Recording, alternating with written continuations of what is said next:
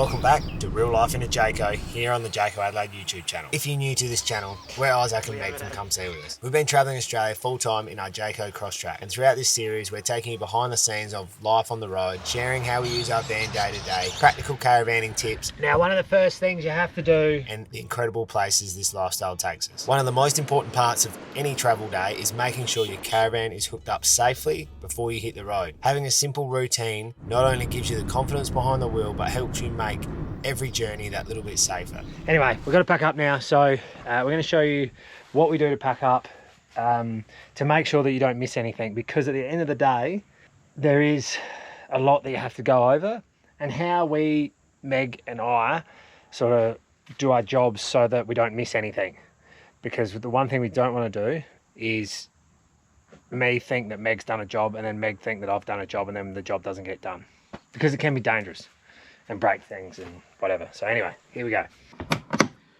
One of the biggest things we have come across over the last couple of days is that it's been really wet, and so everything's going to be wet. So the awning, the mats, everything. So right now we're packing up, but we do need to think about it in the future that we're going to have to get everything back out again to dry out before we close it up, for because we're actually leaving for 2 weeks. So we need to close it up, store it, which means if we leave it wet, it'll get moldy.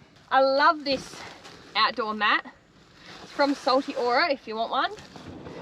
We've had it for ages, and it just makes the camp look pretty, but it also stops you from dragging a heap of stuff. I was going to inside. say, when you set up a caravan, the point of this video is to help you out with, you know, what we have and what we have to pack up out of a caravan when we're moving sites.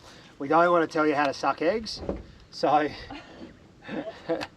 anyway, mats are really important in your caravan. Keeps you inside of your caravan cleaner than what it would be. Now, one of the first things you have to do before hooking up the van is you have to get the stabilizer legs up, because if you have to put the jockey wheel up or down, depending on what you have to do, it obviously won't go anywhere because these stabilizer legs are there. I use this is just like a small powered rattle gun. It's a cheap way, or obviously every caravan comes with its own crank. Some people use a drill. Probably my recommendation is do it with the crank that comes with, but if you're lazy like me, you know, so be it. Now that everything's secure, things are on the bed, everything's off the top, everything's all good. Cake is in sync. I can put the roof down. Something that a lot of us do when we first get a caravan is we actually close the door when we're trying to put the roof up or down. But that makes it airtight and puts a lot of pressure on things. It makes it really hard. So always keep your door open. Makes it much easier. Before I walk outside, I just scanned my eyes over all the cupboards to make sure all the handles are pushed in, because I'm sure we've all been there. She sometimes does that. That we've accidentally left one open and you go over a, you know, bit of a rough road or whatever, and you come in and your cupboard is on the ground, and so is everything else that's in it. So we are good to go. All right, that is it. Hold on, actually, that makes me think. Shower head, so important to remove that, because if you drive with it up, the hose actually marks the shower, plus saves the head falling down and breaking. Okay, lights off. Good to go. Step in. Hey, this is one of the jobs that it's very important that I do this and not Meg, because or like join the jobs, because if I think Meg's done it and she's thought I've done it, then we can leave it. And these latches, if they're not done and you're driving, well, you can figure out what happens. As I'm going around the caravan doing these latches as well, I'm checking bits and pieces of the van. I'll do one final check before we leave, but as we're going around, I'll check, you know, doors and latches and things like that.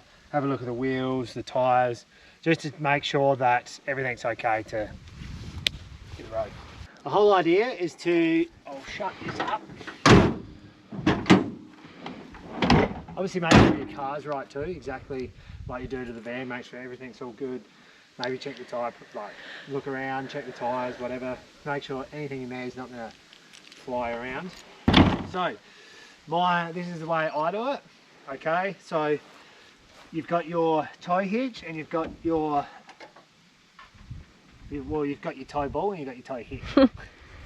So, I will pop that, try and do it as best I can to just above the height, right? And then I'll flick that back like that.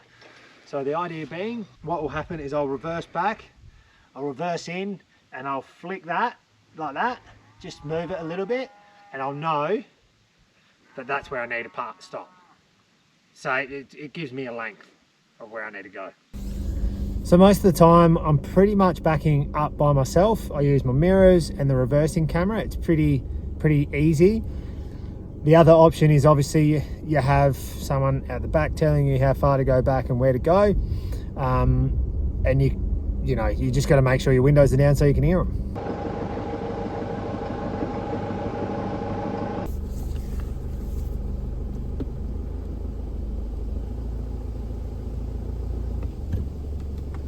See that move then?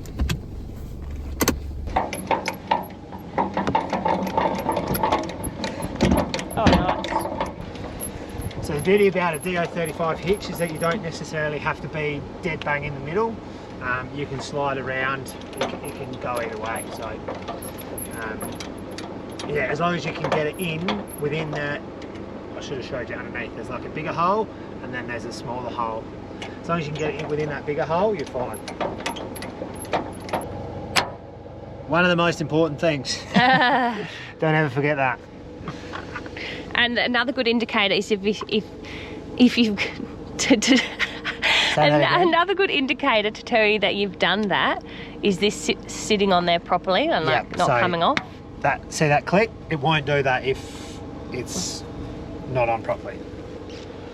What's next? Okay, so we actually both hook up the van, so we've got two eyes on it. There's a few ways you can do it. You can have one person hooking up the van. Do not talk to them, because otherwise if you talk to them then they forget what they're doing. Same rule goes is if you've rocked up to a campsite or you're at a campsite and someone's hooking up and you want to go talk to them, don't talk to them until they're finished hooking up, because otherwise if they forget something here, could end up in disaster. But for us, we both hook up most of the time to try and make sure we've got two eyes over it, and then both of us make sure that everything's done. Isn't that right, Macy? Yeah, I think I just like to help.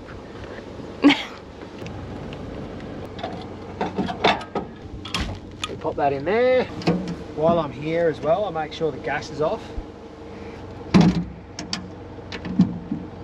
Okay, back to here. So we've got our electrical stuff in. We're going to do chains. You're going to cross over your chains. So why do you cross chains? Well, it's by law. It's actually by law, and also the idea being if it does slip off here for some reason, it catches here. Then we put, this is our breakaway system on, so this is designed to, if for some reason it comes off and everything comes loose, that'll pop out. The brakes will go on the caravan so that other people on the road are safe, basically.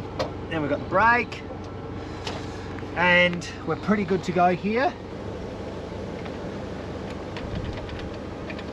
Good to go. Righto. So the next thing is going around the whole van, double checking, making sure that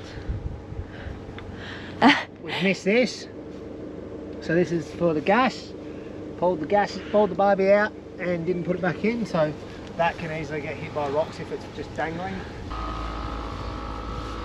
Okay, lights.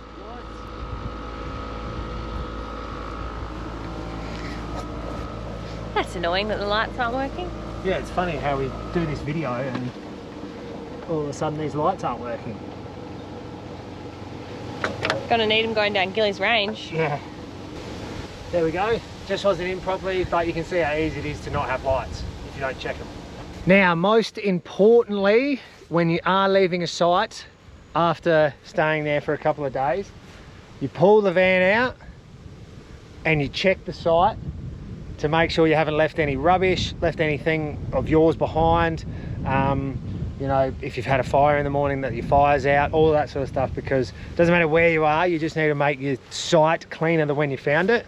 As Izaac showed you, we're on a beautiful property. We're actually about to drive back down to Cairns through the Gillies Range. And I think it has about 140 odd corners or something. So it's going to be slow and steady. So that's how we hook up our van, make sure that we're all good to go, that we that we haven't missed anything, and that we're safe to drive.